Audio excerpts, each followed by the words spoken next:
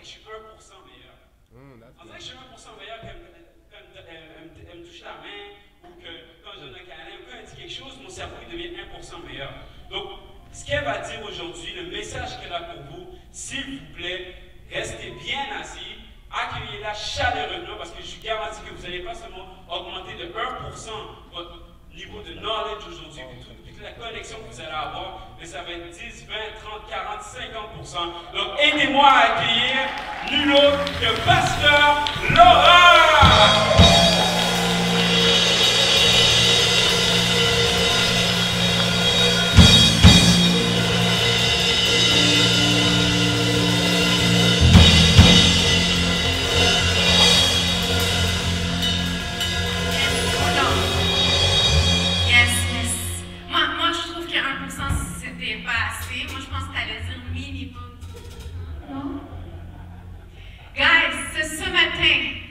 Si tu te réjouis d'être à la place où tu sais que tu devais être, parce que tu sais que Dieu va faire quelque chose d'incroyable dans ta vie, pourquoi tu ne lui donnes pas une meilleure main d'applaudissement que celle que tu m'as donnée à moi tantôt? Comment, church? Je sais que aujourd'hui, c'est un rendez-vous divin que Dieu a avec toi ce matin. Je me réjouis déjà à l'avance pour ce qu'il va faire. Alors, merci beaucoup, guys. Merci beaucoup d'être ici ce matin. Mon nom est Laura. Je suis la femme à Georges Martinez. Plus tard, on va connaître Georges comme étant le mari à Laura. Et non pas Laura comme la femme à Georges. C'est bon ça, non? Nous, les femmes, on va changer ça. À partir de maintenant, je suis Laura Tirado. Et oui, Georges, c'est mon mari. Je suis très contente d'être ici ce matin. Et comme Kathleen l'a dit tout à l'heure, lorsque un message de Dieu est amené dans ta vie, ton cœur, tes pensées doivent être totalement ouverts pour recevoir et renouveler tes pensées. Parfois, on a grandi d'une certaine manière en écoutant certains types de messages, enseignements, prédications, mais à chaque dimanche, sois comme moi, un bon élève, prêt à réapprendre et à être rééduqué selon les voies de Dieu de la bonne manière. Ce matin, j'ai le privilège de pouvoir partager avec vous un message que je tiens beaucoup à cœur, parce qu'on va parler encore une fois sur la famille. Alors, la semaine passée, pour ceux qui étaient présents, ceux qui nous ont vus sur YouTube, on a fait une présentation d'enfants. Et qu'est-ce que c'est une présentation d'enfants? Si jamais tu as raté la possibilité qu'on puisse prier pour tes enfants, on va faire des événements comme ça à chaque trimestre de l'année. C'est un moment précis qu'on prend pour dédier la vie de nos enfants dans les mains de Dieu. Parce que oui, c'est nos enfants, mais Dieu veut s'engager avec nous pour leur éducation, pour leur avenir, pour l'appel qu'il a aussi mis dans leur vie. Parce que moi, je crois que oui, je suis une fille de Dieu. Oui, j'élève mon foyer basé sur les valeurs et les principes que Dieu m'enseigne. Mais je veux aussi croire que chacun de mes enfants a un appel personnel individuel. Que ce ne soit pas juste Laura, la fille de Dieu, et non pas Mathéo, le petit-fils de Dieu, mais Mathéo, le fils de Dieu. Tu comprends ce que je veux dire? Que ce ne soit pas que mes enfants viennent à l'église parce que maman et papa vont à l'église. Je me souviens quand j'allais à l'église parce que mes parents allaient à l'église et que c'était impossible de bypasser, c'était by the book. Dimanche, on allait à l'église.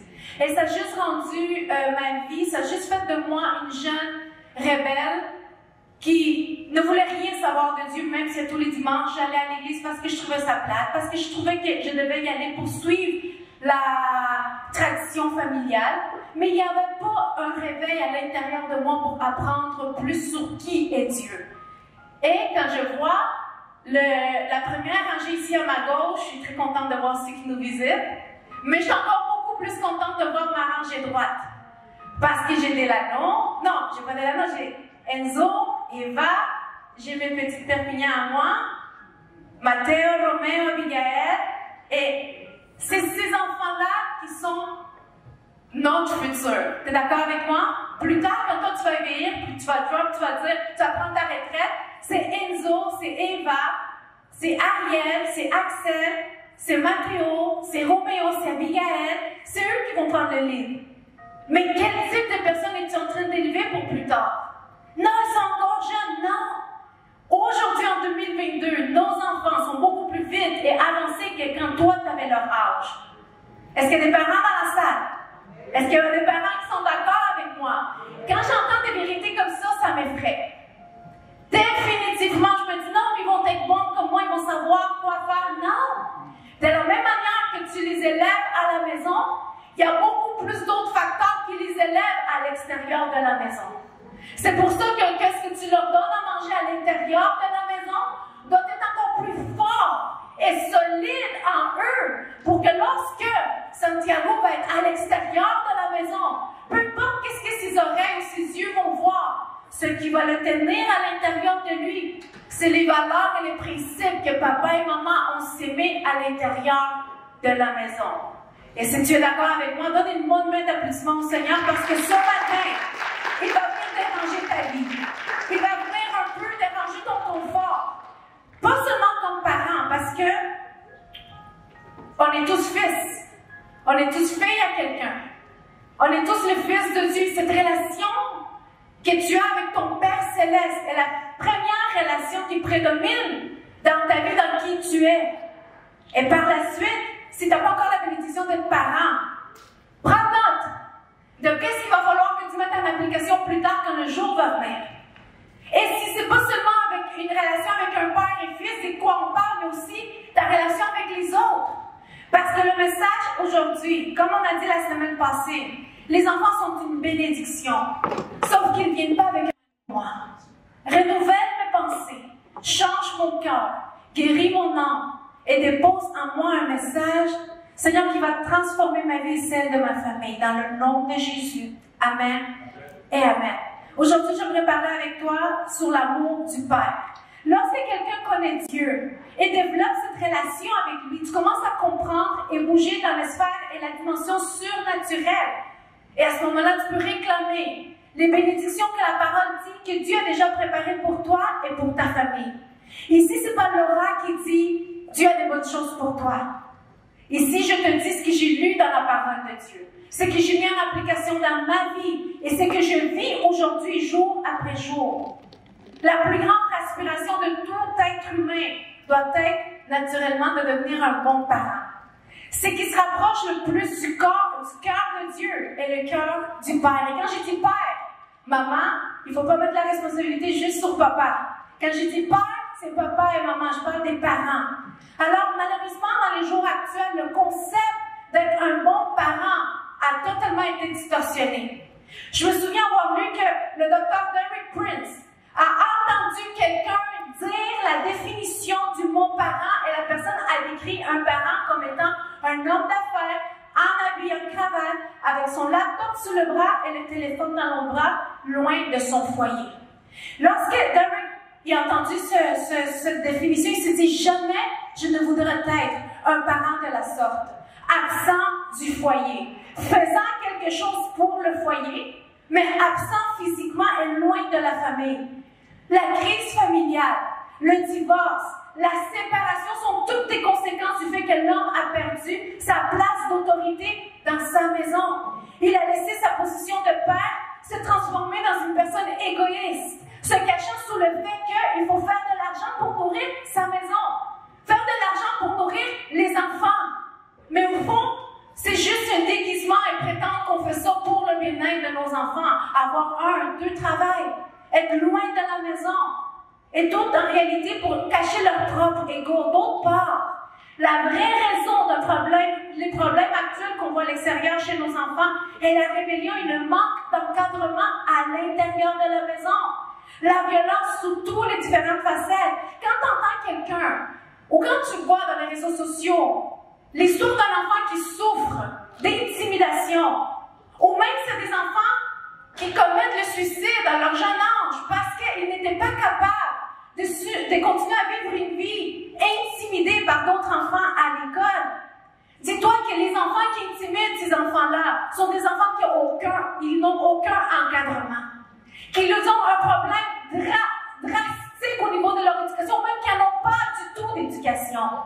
Aujourd'hui, en tant que parents, il ne suffit pas seulement d'apprendre à nos enfants à dire merci et s'il vous plaît. Mais il faut qu'on soit engagés dans cette éducation pour faire de eux des hommes et des femmes de bien.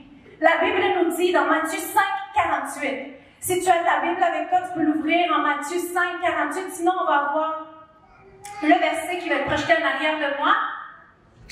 Et ça dit, « Soyez donc parfaits comme votre Père qui est au ciel est parfait. » Moi, je me considère loin d'être parfaite, même si Georges me le dit à tous les jours. Il veut me convaincre. Mais malgré ça, je sais que comme mère, je ne suis pas parfaite. Mais une chose, je peux te dire avec assurance, c'est que chaque jour, je vois Dieu comme étant mon exemple parfait d'un Père parfait. Alors ça dit, soyez donc parfaits comme votre Père qui est au ciel est parfait.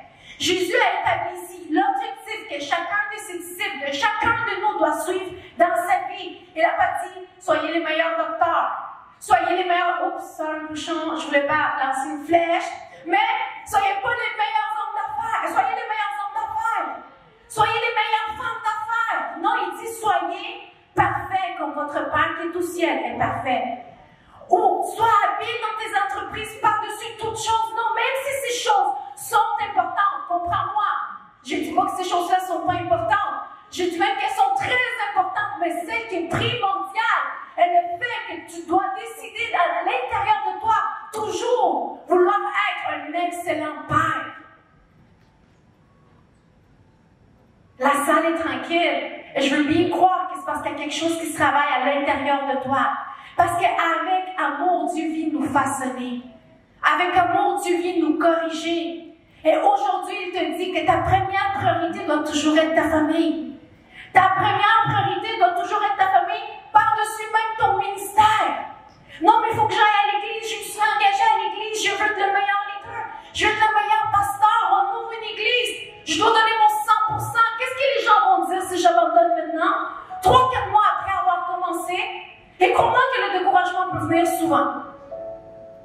Même par-dessus mon engagement comme pasteur pour cette église, ma famille, elle est ma priorité. Si en tant que parent, je vois un bobo dans ma famille, mais que je vois que mon rôle de leader est nécessaire à l'église, crois-moi, que je vais mettre pause sur mon leadership et je vais aller m'arranger pour que ce bobo-là soit totalement guéri. Pas à 50%, pas à 90%. Et pas prétendre que d'autres viennent arranger les bobos qui viennent dans ma maison. Dans ma maison, c'est moi qui arrange le problème. C'est moi et mon mari qui ensemble. Ou même mon parental, toi qui es la tête de ta maison, c'est toi qui dois décider d'arranger un problème. Pas je me suis inscrit à des cours pour qu'ils m'apprennent. Non! Va à la base. Comment es-tu en train de déployer ton amour pour ta famille? Et aujourd'hui, mets les choses dans le bon chemin pour que tu puisses recommencer. C'est ce que j'aime avec Dieu, je le dis tout le temps.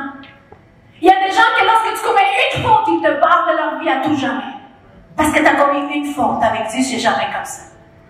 C'est toujours une fois, et elle recommence une deuxième fois. Mais Dieu n'est pas ça, tu n'es pas niaiseux. Quand toi, tu t'en profites de ça pour recommettre la même faute, et la recommettre parce que tu sais qu'il dit c'est une Dieu d'opportunité, de chance, il voit ton cœur.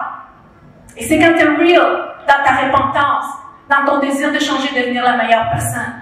Alors aujourd'hui, je ne peux plus décider de vouloir avoir du succès partout. Je ne peux pas dire, me coucher tranquille le soir et dire « Ah, ça a été une journée prospère au travail. » Mais comment va ta famille? Comment vont tes enfants? Comment va ta relation avec ta femme ou ton conjoint? Comment va ta relation avec le reste dans la famille? Avec tes sœurs, si tu habites encore avec eux? Comment va cette relation dans la maison doit être une priorité dans ta vie? Quand quelque chose va t'arranger, c'est à toi d'arranger les choses à la maison. Après, il ne faut pas se demander pourquoi nos enfants grandissent tout croche. Quel est le type d'encadrement que tu leur donnes à la maison? Oh, maman, des fois, je vois des chrétiens tout croche. Peut-être qu'ils n'ont pas un bon encadrement à l'intérieur de l'Église. Oh, mais mes enfants, ils sont tout croche. Mais peut-être l'éducation que tu leur donnes n'est pas basée sur les bonnes valeurs. Alors, pour être un bon père, parent, ça prend un amour engagé. Répétez avec moi, amour engagé. Les enfants, répétez avec moi, amour engagé. Vous savez c'est quoi? Je vais vous expliquer c'est quoi. Un amour engagé, c'est lorsque tu fais des actions pour que cet amour reste toujours en santé. C'est pas juste une personne d'un côté, là je parle au couple, je parle aux parents. Les deux personnes dans cette relation doivent être engagées pour le succès de cette relation. Si c'est seulement un qui tire, qui veut avancer, vous n'allez jamais avancer aussi vite que vous pourriez avancer. Alors, un amour engagé. J'aime mes enfants quand souvent ils vont poser des bonnes questions à leur père. Moi, il y a des questions que je leur dis, t'es pas dans l'âge de comprendre, attends, mais c'est parce que moi, je vais même chercher la bonne réponse à leur donner. C'est pas qu'ils n'ont pas l'âge, mais mes enfants, ils posent les bonnes questions. Et moi, je me positionne derrière eux quand, genre, j'ai comme en train de bégayer parce qu'ils ne savent pas quoi leur répondre. Mais souvent, j'entends mes enfants venir, et lui, il est sûr que c'est moi qui mets ça dans leur tête, puis une petite tape dans la veste, allez, va lui demander. Non!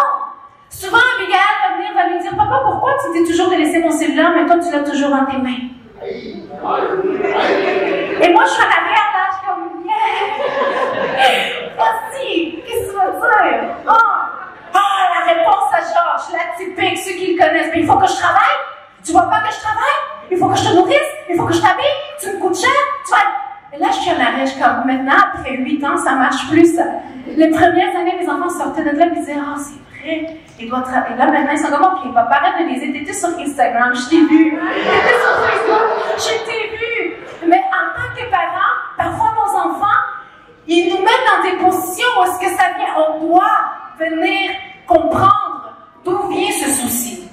Comme parent, tu dois être capable de t'asseoir, manger avec tes enfants sans avoir à toucher ton cellulaire. C'est pas facile. Et moi, je parle en premier pour ma personne. Tu sais, quand c'est rendu dans ta vie qu'il faut que tu te forces à pas toucher le cellulaire quand tu manges sur la table, on a un problème. Et moi, je commence par moi-même. Évidemment, après, je vois Georges, puis c'est comme, il faut qu'on se redresse. Parce que c'est vrai, les enfants, ils sont, mais tu me dis de ne pas avoir mon cellulaire, mais toi, ça fait une heure que tu es là-dedans. Et moi, je dis rien, je laisse le téléphone, et là, j'ai un eye contact avec eux. C'est pas juste ta présence physique sur la table, mais c'est ta présence au complet, est-ce que tu as une connexion avec eux. C'est quand la dernière fois que tu leur as demandé comment ça a été à l'école. Et mes enfants, ils savent qu'aujourd'hui, ils ne peuvent plus répondre « excellent »,« super bien », élabore pour savoir comment ton enfant est en train de grandir. Que ça soit pas une mauvaise nouvelle dans 2-3 semaines, 2-3 mois, que tu apprennes que l'enfant qui vivait, il dormait sous le même toit que toi, fait des choses qui ne sont pas acceptables dans ta maison. Est-ce que je parle à quelqu'un ce matin? C'est pas facile, mais c'est possible. Soyons des parents avec un cœur rempli de compassion de la même manière comment que Dieu traite son fils, sa fille avec amour et compassion. On doit être engagé dans l'éducation de nos enfants. Savoir que nous ne sommes pas les seuls à les élever. Mais comme j'ai dit plus tôt, les amis, l'école, les réseaux sociaux, ils ont une multitude d'informations à l'extérieur qu'ils reçoivent. Mais la tienne doit être primordiale et prédominer. Qu'est-ce qu'ils reçoivent à la maison doit toujours prédominer. Mais s'ils ne reçoivent rien à la maison, ils vont être comme ces éponges totalement vierges, prêts à recevoir toute la cochonnerie que le monde à l'extérieur va essayer de mettre dans leur vie. Mais toi, il faut que tu amènes du solide. On doit être intentionné et chercher à faire la chose de la manière correcte. Sache que tu ne peux pas aujourd'hui élever tes enfants de la même manière comment tu as été élevé. Parce que parfois, je parle avec des parents et ils disent « Ma mère a toujours été comme ça avec moi, donc moi, c'est la même chose que je fais avec mes enfants. » Erreur! Tu es en train de préparer tes enfants à vivre dans un monde qui n'existe plus. En 1993, quand j'avais 10 ans, ma vie n'était pas du tout la même que celle de Roméo aujourd'hui. À 10 ans, Roméo a un téléphone, un iPad, un ordi. Moi-même, mes parents n'avaient pas ça. Et à quelle réalité penses-tu être en train de préparer ton fils? Non, mais mes parents ont fait ça avec moi et ça a bien marché, regarde-moi aujourd'hui.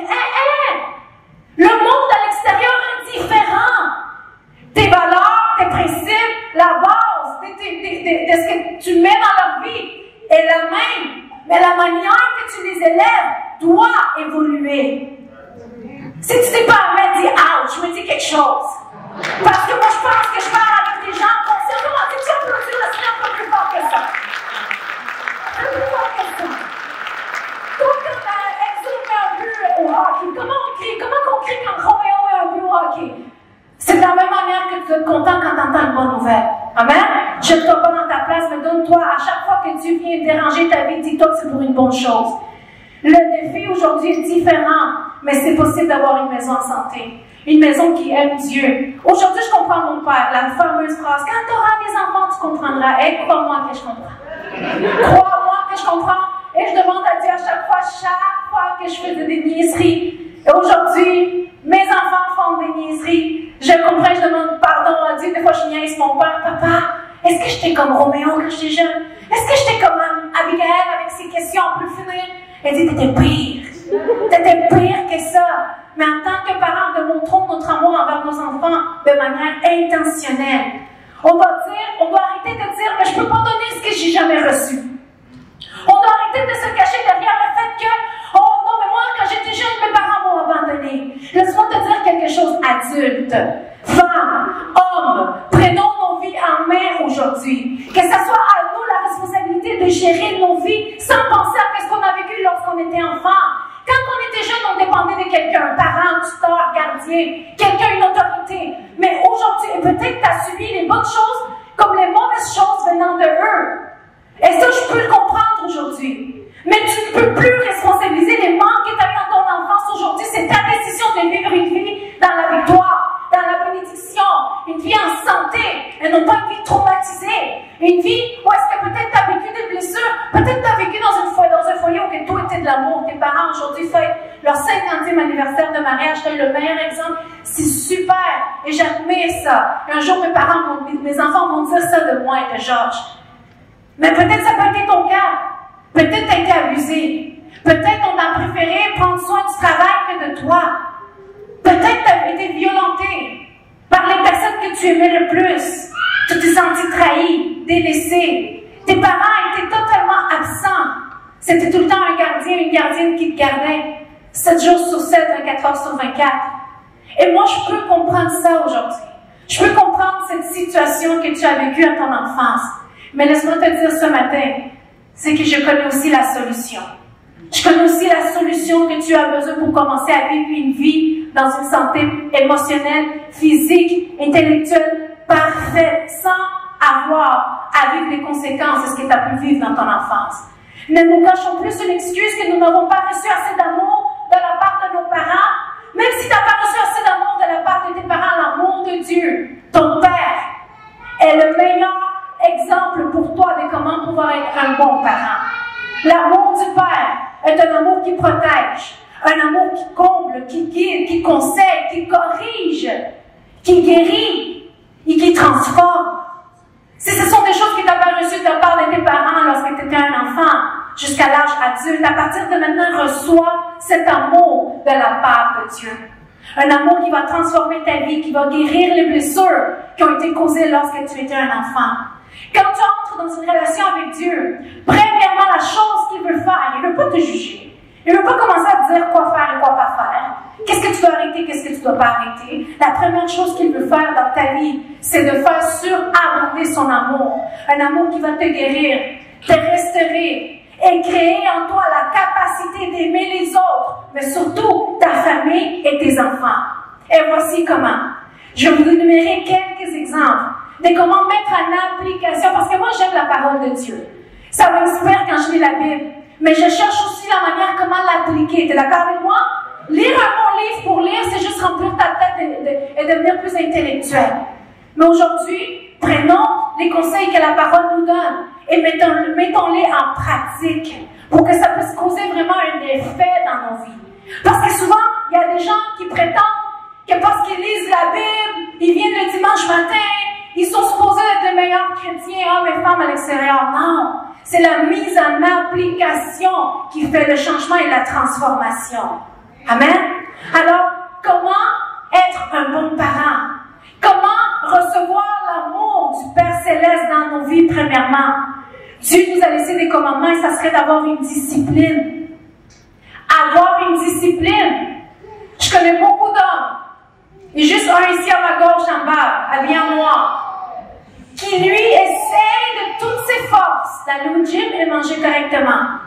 Parce qu'il y a une vision dans sa tête, conduire son bateau torse nu. Puis c'est moi, là, je me vois, là, quand là, il me montre des photos, je dis, ben, tu peux commencer demain. Je commence tous les lundis, il commence.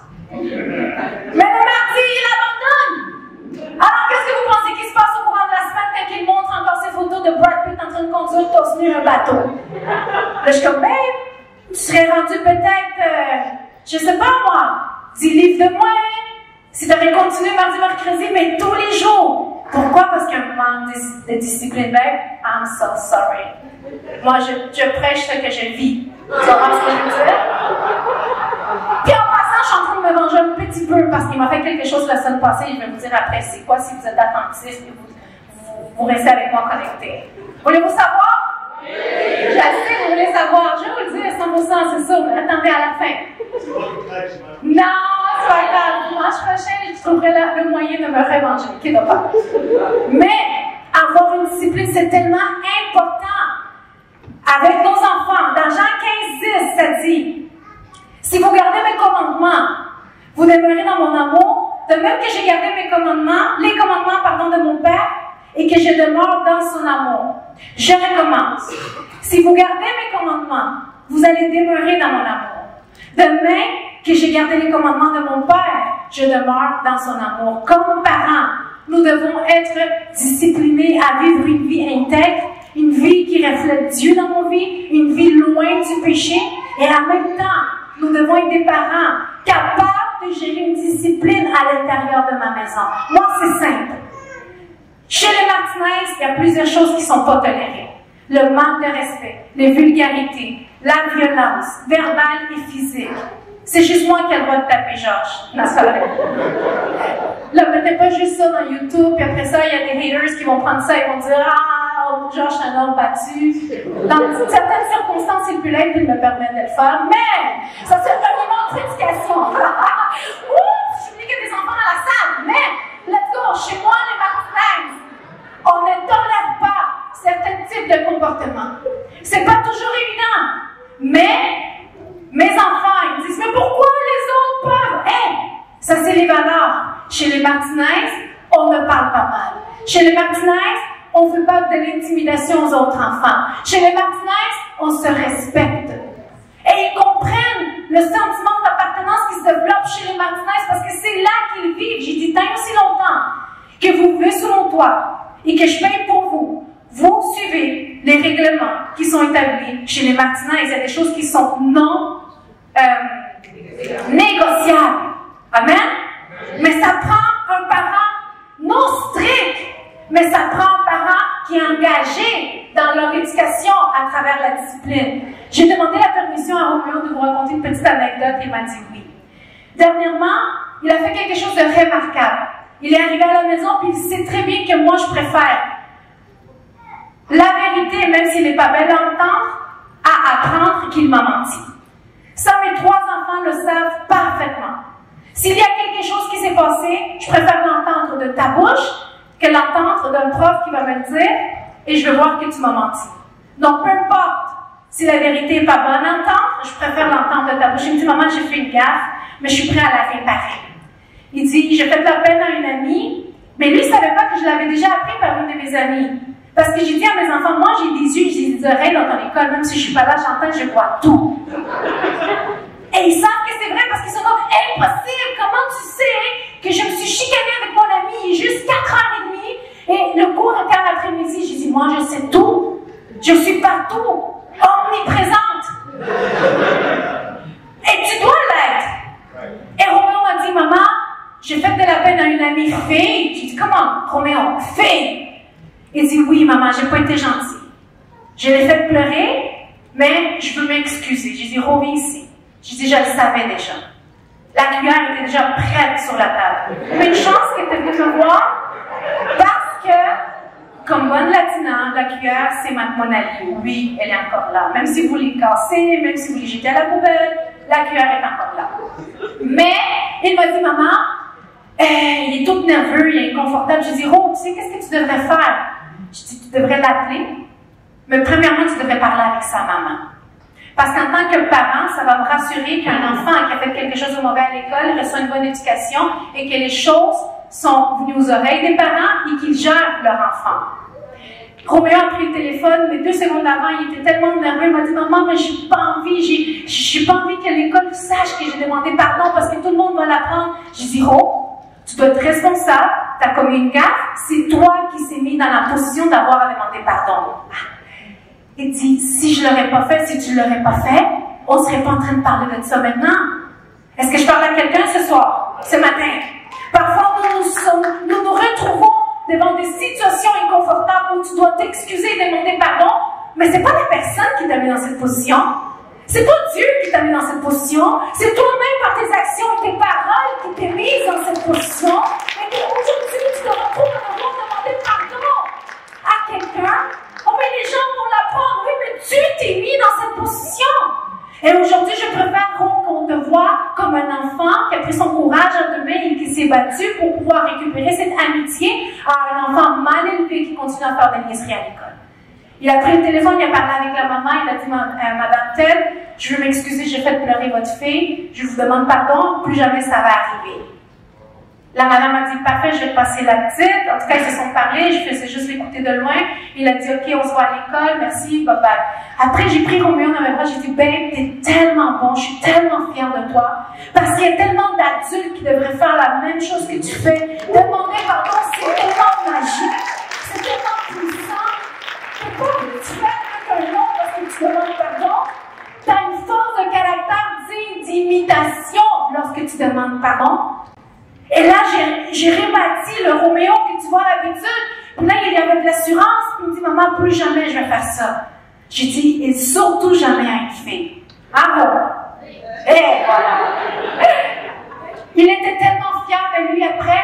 Son assurance est revenue. Mais si tu n'as pas de discipline chez toi et tu permets que tes enfants fassent des gaffes, tu vas élever une jungle à l'intérieur de toi, où tout le monde va faire n'importe quoi, n'importe comment, se blesser les autres, ils vont penser que tout est permis. Mais toi, prends le temps d'avoir une maison, une famille avec une discipline. Le deuxième point, ne jamais défouler ta colère sur eux.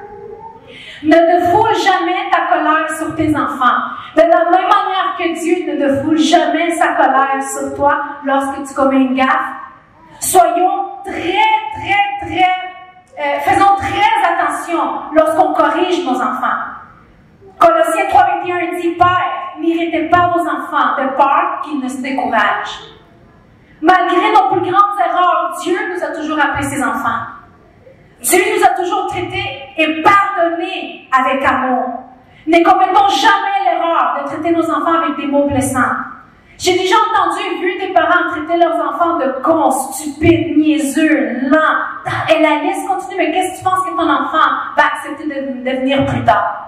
Un con, stupide, un niaiseux, un bon à rien, etc., etc.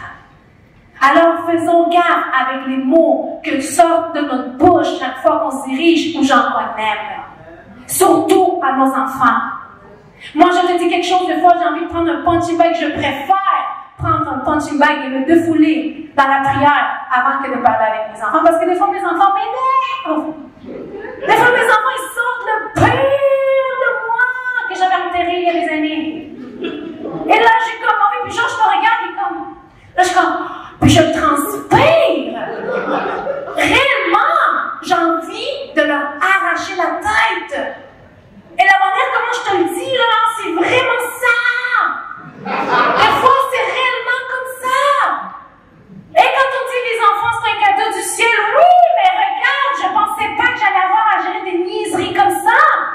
Mais c'est un aiguisoir qui aiguise et sort le meilleur de la maman que je suis appelée à être. C'est pas facile, mais c'est possible. C'est pas facile. Oh, moi, je veux avoir 3, 4, 5, 6 enfants. Viens me voir après ton troisième. Après ton deuxième. Oh, moi, je veux avoir, hey, des enfants pour des belles photos Instagram. Gars, je t'entraîne, là, j'en ai ça. Mais des parents engagés dans leur éducation, c'est différent. Des parents engagés à s'aimer en eux le meilleur, même si t'as rien à leur donner, c'est différent. Nos enfants sont des éponges qui vont tout recevoir ce que tu leur donnes, bon comme mauvais. Prends la décision que tu puisses être capable de s'aimer des bonnes choses en eux. Alors, soyez des bonnes personnes prêtes à corriger. Et Dieu veut faire la même chose dans ta vie, il veut corriger ce qui ne va pas. Dieu est un Dieu d'amour, un Dieu de grâce, un Dieu de deuxième, troisième recommencement. Mais c'est un Dieu qui n'est pas stupide. C'est un Dieu qui, lorsqu'il voit que ton cœur est totalement corrompu, il a besoin de façonner ta vie d'une manière à que tu te réveilles, que tu arrêtes de vivre dans une vie de péché. Parfois, on a besoin de toucher le fond pour nous rendre compte qu'on était en train d'amener notre vie dans une vie de perdition dans la souffrance dans la famille et des relations qui vont se briser, qui ne vont jamais se restaurer. Parfois, Dieu a besoin de nous taper de cette manière-là, mais pourquoi attendre que ces moments-là arrivent? Alors, recevons la correction de la part de Dieu comme une alerte qui s'allume. Watch out! Attends pas que tu t'accroches contre un mur, la lumière est jaune, elle est rouge. Arrête! Tu vas trop vite! Tu vas mourir! Une fois, Georges avait passé une lumière jaune. C'était trop tard, on a failli rentrer dans un mur. Pour ceux qui connaissent l'histoire, quand la lumière est jaune, ça ne veut pas dire qu'elle est verte avec de devenir jaune, elle est rouge. Arrête! Nous, on l'a compris. On a perdu ma belle Bentley que je venais d'avoir 10 heures avant. Quand Dieu il amène des avertissements dans ta vie, des flèches, des lumières qui s'allument, il veut te corriger avant qu'il soit trop tard. Amen? Est-ce que la salle est tranquille parce que Dieu façonne quelque chose à l'intérieur de vous? Vous voulez toujours savoir qu'est-ce que j'ai à dire de Georges tantôt? Restez avec moi là.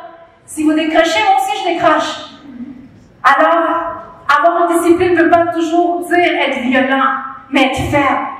Mais toujours pas comme Georges. Quand je vois Georges faire la correction, il s'en va tout fâché. Il monte les escaliers, on dirait un éléphant fâché qui monte.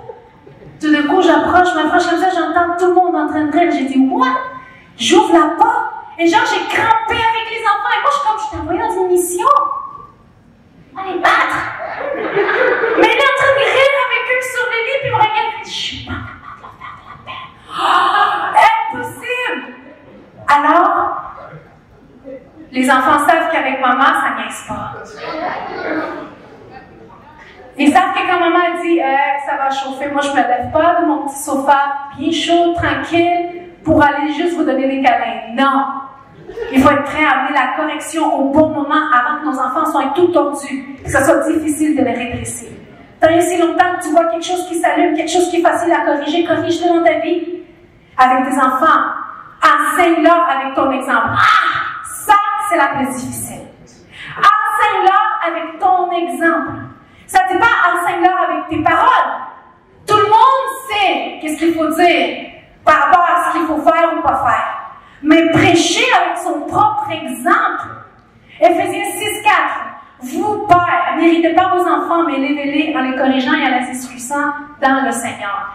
Nos enfants vont naturellement faire ce que tu fais et non pas ce que tu leur dis de faire.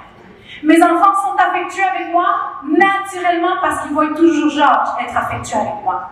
Chaque fois que Georges, il voit les enfants, il profite de me donner de l'amour, des câlins, des bisous, de me dire, bébé, je t'aime.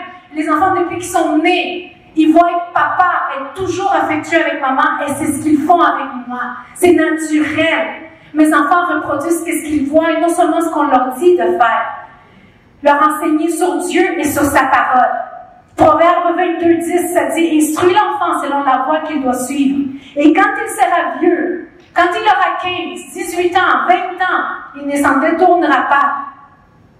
Peu importe l'âge qu'ils ont, il n'est jamais trop tôt pour leur apprendre sur qu'est-ce que Dieu dit de eux, sur la famille, sur sa parole.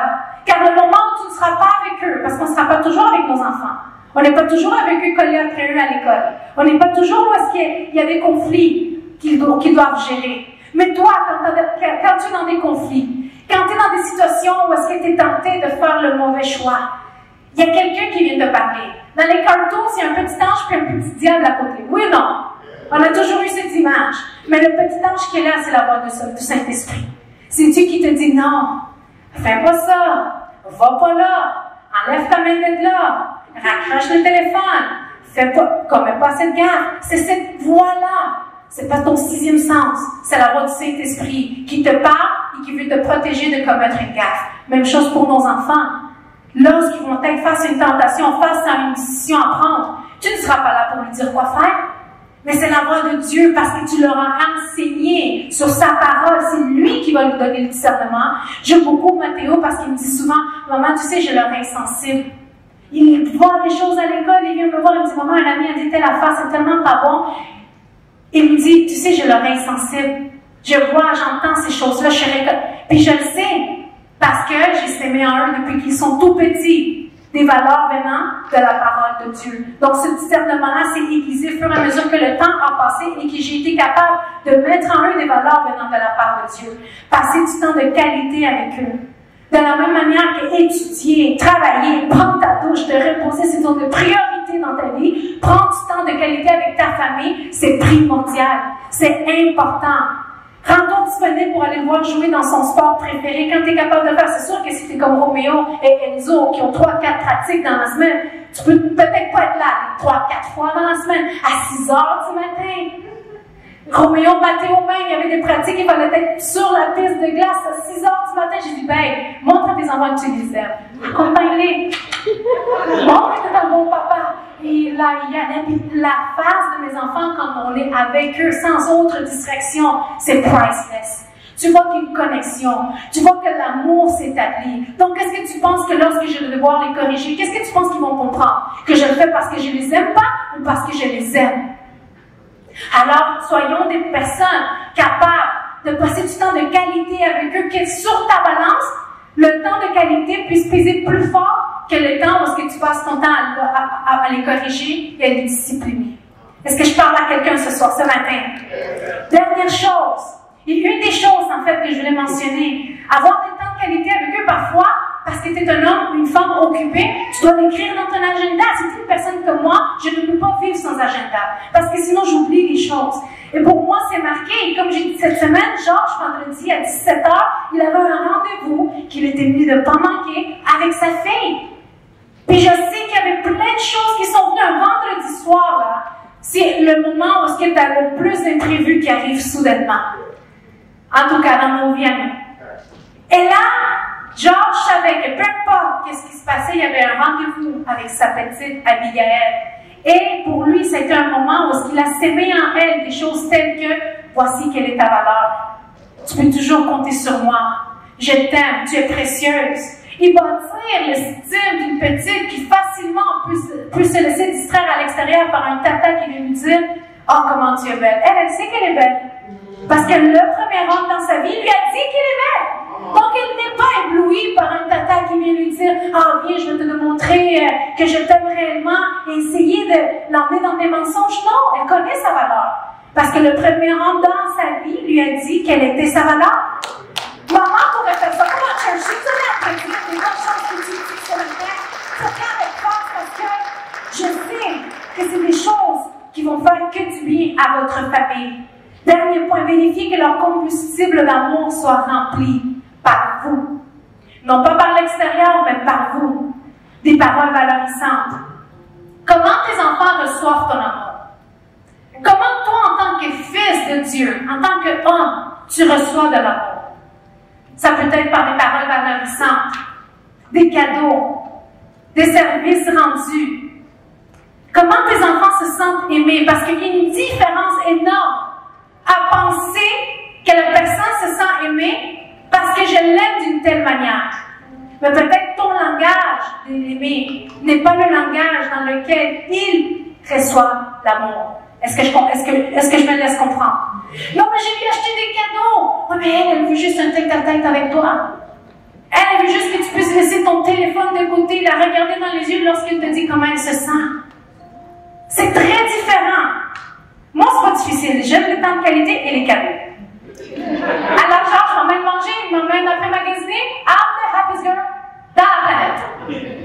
Mais est-ce que tu sais comment tes enfants se sentent aimés? Il y a 5 manières. Des paroles valorisantes. Sois le premier à construire leur estime avec des paroles qui vont combler ce domaine. Des cadeaux. Ne rate jamais l'opportunité de leur démontrer par un cadeau que tu les aimes.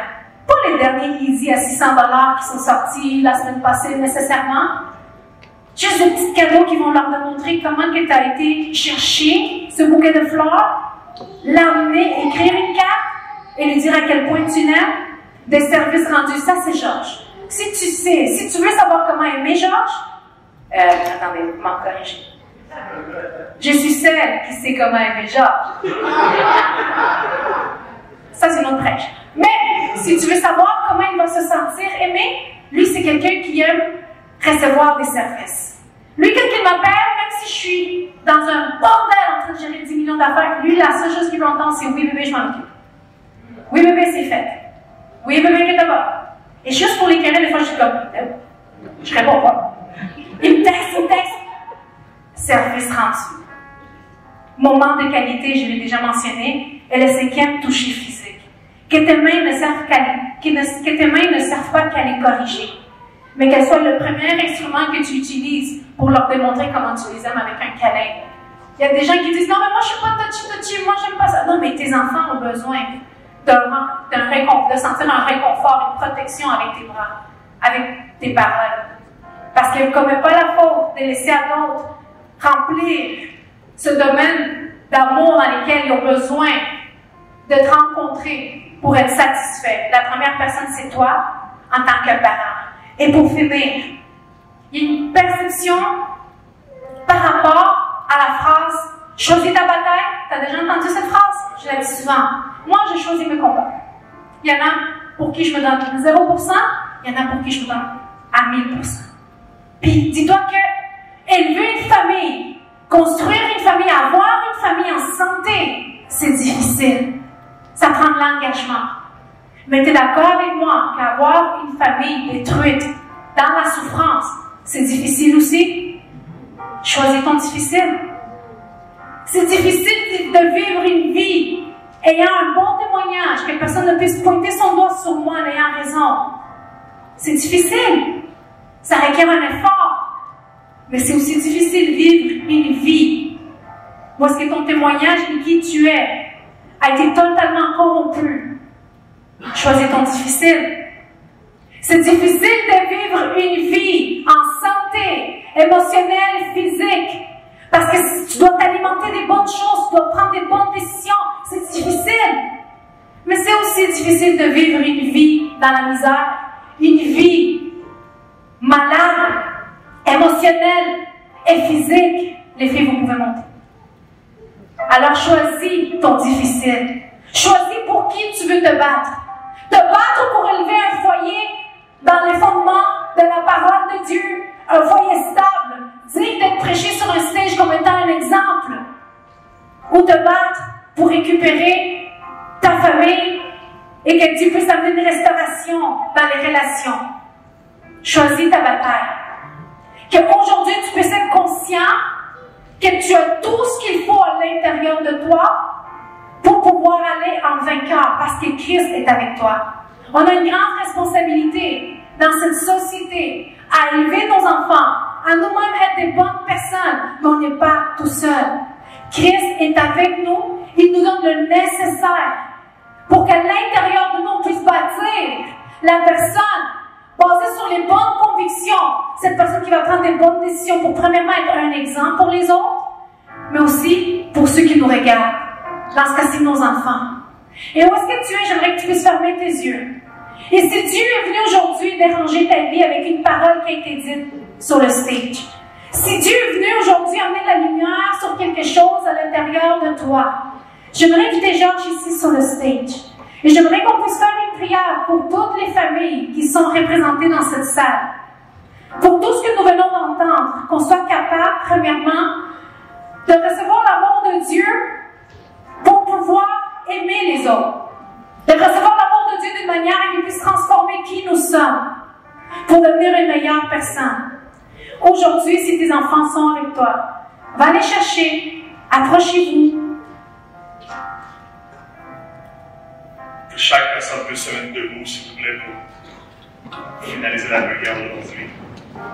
Et Dieu va faire quelque chose de très, très, très spécial. Vous allez voir. Mathéo, Romain, venez avec moi. Abby, venez avec moi. Venez avec moi tout de suite. Sinon, je sors la cuillère.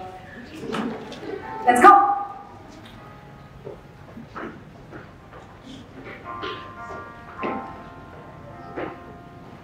Merci chérie pour le message.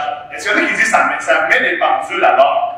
Hein? Ça remet un peu les pendules à l'heure. Ce genre de message-là fait en sorte que les choses importantes redeviennent des choses importantes. À quoi sert de gagner le monde? À quoi sert de réussir dans tellement de domaines et échouer dans notre famille? et échoué à recevoir l'amour de Dieu. La parole dit que Dieu nous aime d'un amour incontestable, incomparable. Une des phrases qui m'a le plus touché que le dit aujourd'hui, c'est lorsqu'elle a dit « Même si on n'est pas parfait, même si on commet des erreurs, même si on se trompe, Dieu nous appelle toujours ses enfants. Dieu nous aime quand même. Dieu croit en nous. Et même si des erreurs dans notre vie, Dieu vient toujours reconduire comme un GPS. Même si tu tournes à la mauvaise place, il te ramène toujours à la bonne destination. Ce genre de message-ci a l'objectif d'amener ta part à la bonne destination. Même si un mauvais courant avait frappé, Dieu te ramène à la bonne destination. Son désir, c'est que tu sois dans le succès dans chaque domaine de votre vie. Et aujourd'hui, on s'adresse à la famille. Alors pourquoi ne pas juste fermer tes yeux pendant quelques instants et remercier Dieu pour ta famille? Seigneur, je remercie le ciel pour mon épouse, pour mes enfants, pour mes parents, pour mes frères et sœurs. Et nous te demandons, Seigneur, de bénir notre maison, de bénir notre foyer, de les protéger. Oui, ce n'est pas une tâche simple, mais c'est une tâche possible. Dieu avec moi, tout est possible. Et aujourd'hui, Seigneur, je te demande de me conduire, de m'aider, de me donner l'intelligence nécessaire, de me guider, Seigneur, afin que je puisse amener ma maison vers la bonne destination. Je bénis votre vie, comme le leader et le pasteur de cette église. Nous bénissons votre vie. Nous bénissons votre famille. Nous bénissons vos enfants avec la bénédiction d'Abraham, Isaac et Jacob. Que les meilleures promesses du ciel se manifestent dans votre vie. Que Dieu puisse guérir votre âme. Que Dieu puisse guérir les blessures. Que Dieu puisse guérir et amener une restauration miraculeuse dans votre maison à partir d'aujourd'hui. Et que dès maintenant, vous commenciez à vivre la vie que Dieu avait pour vous. Gardez par Dieu, protégez, bénis au nom de Jésus. C'est avec moi, Seigneur, je m'engage à avoir un amour engagé par ma famille, par mon épouse, par mon époux, par mes enfants, à recevoir l'amour de Dieu et à le transmettre dans ma famille. Au nom de Jésus. Amen. Et amen. Est-ce que quelqu'un peut donner une bonne main d'applaudissement pour les bonnes choses qui se passent ici ce matin?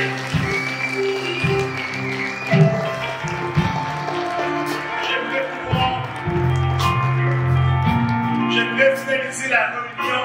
Chacune de nos réunions a une caractéristique spéciale, c'est qu'on finit par une prière de réconciliation. Peu importe ta situation avec Dieu, peu importe ta condition avec le ciel, peu importe la distance qu'il y a entre toi et lui, la Bible dit que Jésus-Christ, notre Seigneur et Sauveur, peut effacer cette distance-là à travers une simple prière et te donner le privilège d'être un enfant de Dieu. À quelques reprises dans son message, le reparler de l'amour de Dieu. D'un Père qui nous aime, d'un Père qui veut prendre soin de nous. Cette prière enclenche un changement dans notre vie. Alors, si aujourd'hui vous voulez connecter avec Dieu, faites cette prière avec moi et dis, Seigneur Jésus, aujourd'hui, je te reçois dans ma vie comme Seigneur et Sauveur de ma vie. Donne-moi le privilège d'être appelé un enfant de Dieu et qu'à partir d'aujourd'hui, je puisse vivre tout ce que Dieu a préparé pour moi, tout ce que Dieu a préparé pour ma famille, au nom de Jésus. Amen et Amen. Si vous avez fait cette prière avec moi pour la première fois, je vous invite à prendre les cartons qui sont à côté de vous, où c'est marqué Connect, à écrire votre nom, à écrire votre courriel, votre contact via les réseaux sociaux, à cocher là-bas, j'ai décidé de croire en Christ. Et donnez-nous le privilège de pouvoir vous contacter afin de prier pour vous, pour votre famille et de voir des miracles se produire dans votre vie. Quelle bénédiction d'avoir un Dieu qui nous aime tel que nous sommes et qui croit en nous dans une société de compétition, de performance. Quelle bénédiction d'avoir un Dieu qui nous aime tel que nous sommes. Hey, est-ce qu'il y en a qui ont reçu quelque chose aujourd'hui? Est-ce qu'on peut acclamer le ciel pour les frères?